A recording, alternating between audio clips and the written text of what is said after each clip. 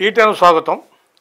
మనతో తెలంగాణ రాష్ట్ర ఎస్ఎఫ్ఐ రాష్ట్ర సహాయ కార్యదర్శి, అలాగే ఎస్ఎఫ్ఐ గర్ల్స్ విభాగం కో కన్వీనర్ మమత గారు మాతో ఉన్నారు. వారితో నేను భువనగిరిలో ఇద్దరు అమ్మాయిలు, జస్ట్ చిన్నపిల్లలు, 10th క్లాస్ చదివే విద్యార్థులు ఆత్మహత్య చేసుకున్నారు. ఆ విషయంపై వారితో మనం చర్చిద్దాం. నమస్కారం అండి. నమస్తే. భువనగిరిలో నిన్న జరిగిన ఇష్యూ అసలు ఏంటమ్మా అది? భువనగిరిలో అండి ఎస్సీ హాస్టల్లో, సోషల్ వెల్ఫేర్ హాస్టల్లో ఉండే ఇద్దరు అమ్మాయిలు శనివారం రాత్రి సూసైడ్ చేసుకున్నారు. చాలా చిన్నపిల్లలు, మీరు చెప్పినట్లు 10th క్లాసు, పెద్దగా భారాలేవి ఉండే ఏ వయసు కాదు, చక్కగా చదువుకునే వయసులో వాళ్ళకి ఇబ్బందిగా ఫీల్ అయ్యి సూసైడ్ చేసుకున్నారు.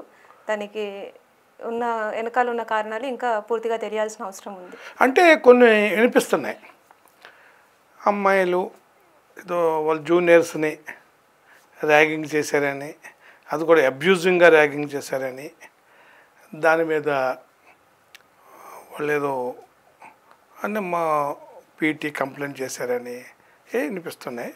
దాని మీద వార్డెన్ కౌన్సిలింగ్ ఇచ్చారు. అసలు ఏంటి వాస్తవాలు మనం తెలుసుకోవాల్సిన అవసరం ఇంకా ఉండిందండి. ఇప్పటివరకు వాళ్ళు చెప్తుంది ఏంటంటే, ఇద్దరు ఎవరైతే అమ్మాయిలు సూసైడ్ చేసుకున్న భవ్య వైష్ణవి అమ్మాయిలు ఉన్నారో వాళ్ళ జూనియర్స్ని బ్యాడ్ చేశారని, కాస్త ఇబ్బంది పెట్టారని, ర్యాగింగ్ లాగా చేశారని చెప్పేసి నోటీస్లోకి వచ్చింది. ఆ తర్వాత అక్కడున్న వార్డెన్కి ఇన్ఫార్మ్ కాకుండా అక్కడున్న వాళ్ళ పిల్లలు ఆ ఇబ్బంది జరిగింది మాకు ఇక్కడ నుంచి అని చెప్పేసి అక్కడ స్కూల్లో ఉన్న పీటీ మేడంకి ఇన్ఫార్మ్ చేశారని, ఆ పీటీ మేడం మళ్ళీ ఈ వార్డెన్ గారిని పిలిపించి మాట్లాడడం జరిగిందని అక్కడ నుంచి సమాచారం అండి. అంటే వార్డెన్ పిల్లలకి ఏదో కౌన్సిలింగ్ చేసిందని చెప్తున్నారు. అలా కౌన్సిలింగ్ చేయడం కరెక్టేనా? కౌన్సిలింగ్ చేయడం వరకు కరెక్టే అండి, కానీ ఎవరు కౌన్సిలింగ్ చేయాలనేది అవసరం, మనం ఆలోచించాల్సిన విషయము. అక్కడ ఉన్న వార్డెన్ పీటీ మేడంకి ఇన్ఫార్మ్ చేసే వరకు ఓకే, ఆ వార్డెన్ పిలిపించడం, ఏం జరిగింది తెలుసుకోవడం వరకు అది ఒక భాగం. ఆ తర్వాత ఈమె కౌన్సిలింగ్లోకి డైరెక్ట్ రంగంలోకి దిగడం కరెక్ట్ కాదు. చిన్నపిల్లలు వాళ్ళని ఎలా హ్యాండిల్ చేయాలని చెప్పేసి అక్కడున్న వార్డెన్కి తెలియకపోవచ్చు.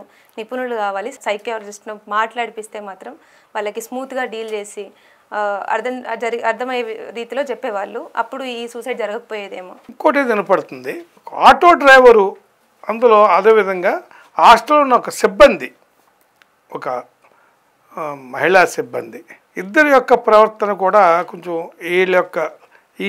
వీళ్ళ సూసైడ్కి కారణం అనేది వార్తలు వినిపిస్తున్నాయి. అది అంతవరకు అసలు దాన్ని ఏమంటారు?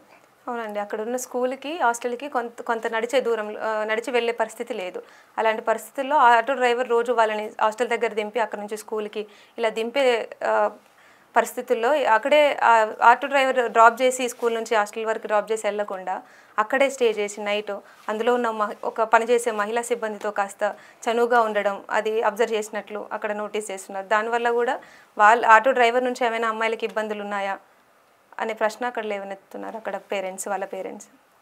అంటే ఇంకోటి కూడా అనిపిస్తుంది, డబ్బులు ఆటో డ్రైవరు డబ్బులు ఆఫర్ చేశాడు ఇందులో ఇద్దరిలో ఒక అమ్మాయికి అని చెప్పి అనిపిస్తుంది. అవునండి, ఆ ఇద్దరు అమ్మాయిల్లో ఒకరు పేరెంట్స్ పంపించారని చెప్పేసి ఆయన ఆటో డ్రైవర్ ఏదైతే ఉన్నాడో పేటిఎం ఆన్లైన్ ట్రాన్సాక్షన్ చేశారని చెప్పేసి 500 ఇచ్చే ప్రయత్నం చేసినప్పుడు, అలాంటప్పుడు మేము పేరెంట్స్కి ఎక్కడ చెప్పలేదు, అలా ఈయన డబ్బులు ఎందుకు ఇస్తాడని చెప్పేసి మేము మా పేరెంట్స్ని అడగలేదు, డబ్బులు మేము తీసుకోము, పంపించలేదు మాకు అని చెప్పి ఆ పిల్లలు ఆయనకు ఆటో డ్రైవర్కి ఆన్సర్ చేసినట్లు.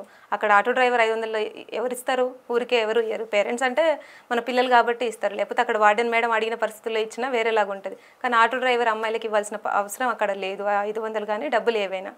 ఇక్కడ ఆటో డ్రైవర్ యొక్క ప్రవర్తన అక్కడ హాస్టల్లో ఒక మహిళా సిబ్బందితో కలిసి కొంచెం అనుమానాస్పదంగా కనిపిస్తుంది అంటారా? అవునండి, అంత చనువుగా ఉన్నప్పుడు హాస్టల్లో ఉండాల్సిన పరిస్థితి లేదు. ముందుగా మామూలుగా ఉంటే ఏమో కానీ ఒక మహిళతో అక్కడ చనువుగా ఉన్నప్పుడు పిల్లలు ఏమైనా నోటీస్ చేశారని డౌట్తో, లేకపోతే ఎక్కడైనా చెప్తారనే డౌట్తో, అలాంటి ఆ డౌట్లు ఉన్నప్పుడు ఆయన డబ్బులు ఇస్తానని ఏమైనా చెప్పాడా, ఆ తర్వాత పిల్లల్ని ఏమైనా ఇబ్బంది పెట్టాడా అనే డౌట్ మనకు అక్కడ ఉండింది. సూసైడ్ నోట్ అవును, అందులో ఏముందన్నట్టు మీరు? అసలు ఏముందని సూసైడ్ నోట్? ఆ ఇద్దరు పిల్లలు సూసైడ్ నోట్ రాశారు.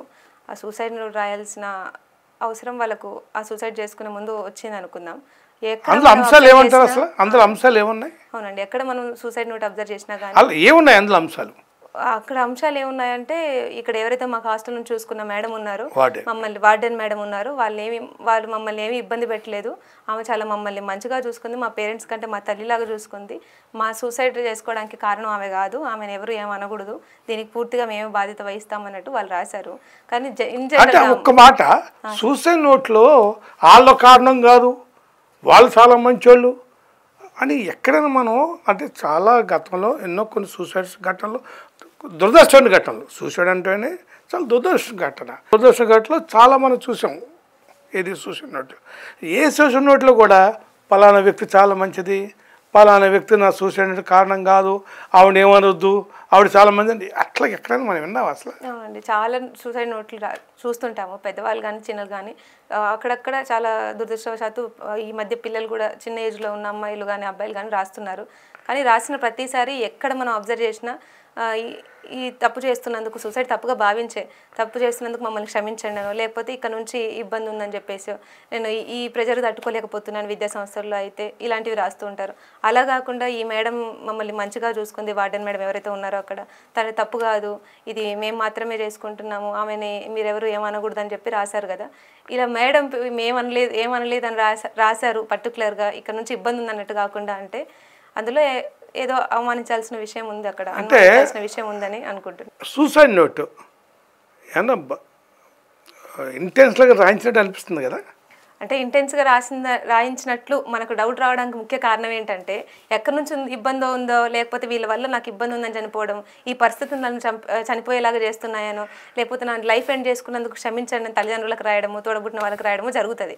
అలా కాకుండా ఒక మేడంని ఏమనట్లేరా, రాసిన 4-5 లైన్లలో 2 సార్లు 3 సార్లు ఈ మేడం నన్ను ఏమనలేదు, మా వార్డెన్ మేడంని మీరు ఎవరు ఇబ్బంది పెట్టకూడదు, దీనికి కారణం ఆమె కాదని చెప్పి రాసినప్పుడు, ఎక్కడైనా వాళ్ళ నుంచి నా పేరు ఎక్కడ చెప్పకూడదు, మరి ఇలాంటి ఏమైనా ప్రెజర్లు వచ్చి ఉంటే రాసిందేమో అని అనుమానం జనరల్గా వచ్చేది అందరికీ. అంటే దీన్ని బట్టి మనకి ఇది ఆత్మహత్య అనేది డౌట్ కలుగుతుందా లేదా మీకు?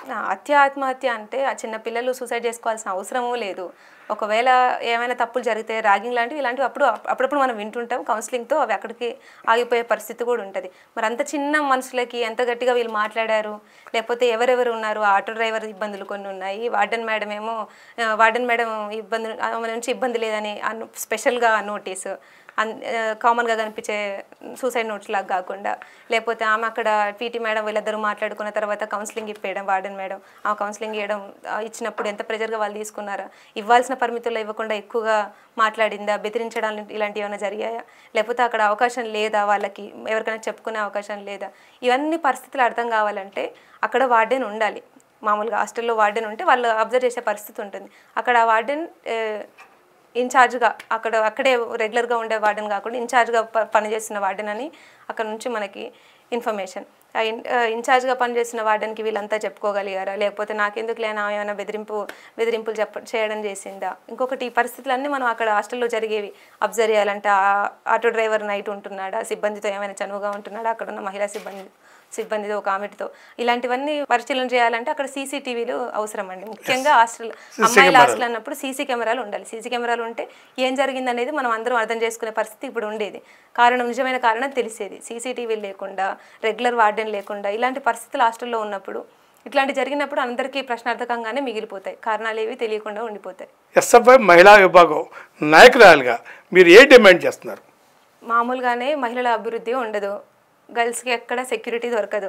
ఇలాంటి పరిస్థితుల్లో ప్రతి ఒక్క హాస్టల్లో వార్డెన్లు ఉండాలి, అక్కడ సెక్యూరిటీలు ఉండాలి, ఒకరు కాదు 2-3 వాళ్ళకి ఎంతవరకు అయితే సెక్యూరిటీగా ఫీల్ అవుతారో అంతమంది సెక్యూరిటీ సిబ్బందిని అక్కడ ఉంచాల్సిన అవసరం ఉంటుంది. రెగ్యులర్ వార్డెన్, ఒకవేళ మహిళా హాస్టల్ కాబట్టి లోపల మహిళా వార్డెన్ అక్కడ రెగ్యులర్గా డే 24/7 ఉండాల్సిన అవసరం ఉంది. అట్లా ఉన్నప్పుడు అక్కడ ఏమైనా ఇబ్బందులు ఉంటే వాళ్ళకి చెప్తారు. చెప్పడంతో పాటు ఏమైనా పరిస్థితులు అబ్జర్వ్ చేయాలంటే సీసీ కెమెరాలు చాలా అవసరం. సీసీ కెమెరాల ద్వారా రెగ్యులర్గా పర్యవేక్షించవచ్చు అక్కడ ఉన్న హైయర్ అథారిటీ ఎవరైతే ఉంటారో. అట్లా హాస్టల్స్లో వార్డెన్లు పెట్టాలి, సెక్యూరిటీని పెట్టాలి, వాళ్ళు నిత్యం గమనిస్తూ ఉండాలి. స్కూల్ పిల్లలు కాబట్టి తెలియక వాళ్ళు కొన్నిసార్లు చిన్న గొడవలు పడ్డా కానీ ఏం జరుగుతుందో వీళ్ళు పరీక్షించాల్సిన అవసరం ఉంటుంది. కాబట్టి అన్ని హాస్టల్కి, సంక్షేమ హాస్టల్ కానీ ప్రతి ఒక్క SC ST BC welfare hostels అన్నింటిలో కూడా వార్డెన్ ఉండాలి, సెక్యూరిటీలు ఉండాలి. ఇలాంటి పకడ్బందీ ఉన్నప్పుడే, సీసీ కెమెరాలు ఉన్నప్పుడే ప్రతి విషయం మనం అబ్జర్వ్ చేయొచ్చు. వాళ్ళకి ఎప్పటికప్పుడు వాళ్ళ రక్షణ కోసం మనం అలర్ట్గా ఉండాల్సిన అవసరం ఉంది. ఈ పచ్చోళ్ళ కేసులో అసలు మీరు ఏం డిమాండ్ చేస్తున్నారు? మీరన్నట్టు భవ్య వైష్ణవి ఎవరైతే వాళ్ళ ఇప్పుడు అది సూసైడా లేకపోతే మర్డరా, హత్యనా ఆత్మహత్యనా తెలుసుకోవాలి, నిజ నిజాలు తెలియాలంటే అక్కడ ఎవరెవరి పాత్ర మనకు కనిపిస్తుందో, ముఖ్యంగా ఆటో డ్రైవర్ అక్కడ నైట్ స్టే చేయాల్సిన అవసరం ఏముంది, ఒక మెన్ అక్కడ స్టే చేయాల్సిన అవసరం లేదు. దాని తర్వాత అక్కడ ఉన్న మహిళా సిబ్బందితో చనువుగా ఉండడం, ఆమె పాత్ర ఏముంది దీంట్లో. ఆ తర్వాత అక్కడ వార్డెన్ మాట్లాడడం, అది కూడా 15 రోజుల తర్వాత మాట్లాడిన వార్డెన్ ఎవరైతే ఉన్నారో ఆ పర్టికులర్ ఆ మహిళ వార్డెన్ని ఆమెను కూడా విచారించాల్సిన అవసరం ఉంటుంది. అక్కడ ఉన్న పీటీ వీళ్ళందరితో మాట్లాడాలి, విచారించాలి, సమగ్ర విచారణ జరిపి సమగ్రంగా విచారణ జరిపించి దాని వెనకాల ఉన్న నిజానిజాలు బయటకు తీసుకొచ్చి మళ్ళీ ఇలాంటి కేసులు ఎక్కడ కూడా నోటీస్ కాకుండా చూడాల్సిన అవసరం ఉంటుంది. అంటే ఇలాంటి కేసులు అలాంటి పరిస్థితులు ఉన్నప్పుడు నోటీస్ అవుతాయి, కానీ ఇలాంటివి జరగకుండా చూసుకోవడం చాలా అవసరం. వీటన్నిటిపైన సమగ్ర విచారణ జరిపించాలి. ఇక్కడ ఎవరైతే వాళ్ళ పేరెంట్స్ ఉన్నారో, 2 అమ్మాయిల తల్లిదండ్రులు ఉన్నారు, వాళ్ళు కోల్పోయినది మళ్ళీ తిరిగి ఇవ్వలేము, వాళ్ళ పిల్లల్ని ఎలాగో తిరిగి ఇవ్వలేము. అన్ని విధాలుగా ఆర్థికంగా కానీ అన్ని విధాలుగా వాళ్ళు కాస్త కోలుకునేలాగా ప్రతి ఒక్కటి వాళ్ళకి అందించాలని ప్రభుత్వం అందించాలని చెప్పి డిమాండ్ చేస్తున్నాం. ఇప్పుడు మనకి ఎస్ఎఫ్ఐ రాష్ట్ర సహాయ కార్యదర్శి మహిళా విభాగం కో-కన్వీనర్ మమత గారు ఈ బోను గారి విషయం మీద ఏం జరిగింది ఏంటి, దాన్ని ఎలాగ విచారణ ఏం చేయాలనేది వారు సమగ్రంగా వివరించారు. వారికి ధన్యవాదాలు చెప్తూ మీకు అందరూ ధన్యవాదాలు.